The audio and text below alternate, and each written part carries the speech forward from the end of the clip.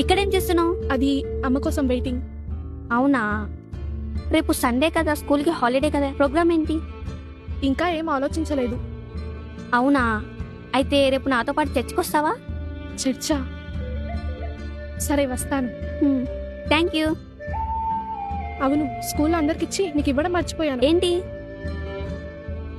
తీసుకో. ఏంటిది? ఇది వెంకటేశ్వర స్వామి ప్రసాదం. వెంకటేశ్వర స్వామి ప్రసాదమా? నాకొద్దు. ఎందుకొద్దు? మేము దేవుడిని నమ్ముకున్నాం. ఇది కూడా దేవుడి ప్రసాదమే. అయినా వద్దు, ఆయన దేవుడు కాదు, సైతాన్. నేను నీ మీదున్న గౌరవంతో రేపు చర్చికి రావడానికి సిద్ధపడ్డాను. కానీ జస్ట్ మా దేవుడి ప్రసాదం తినమంటే దేవుడు కాదు సైతాన్ అంటున్నావు.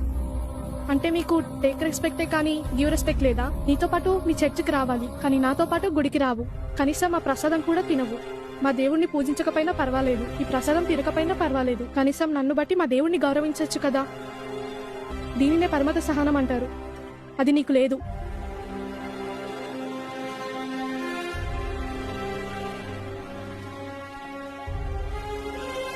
ఓయ్, ఒక్కటి గుర్తుపెట్టుకో, హిందువులంటే ఓర్పు సహనం మౌనంగా ఉంటారనుకుంటున్నావేమో. మేము నిద్రపోతున్న సింహాలం, లేపద్దు. మా ఆత్మగౌరవం ఒక్క పిలుపుతో భారతదేశం దద్దరిల్లిపోతుంది. అదే జై శ్రీరామ్.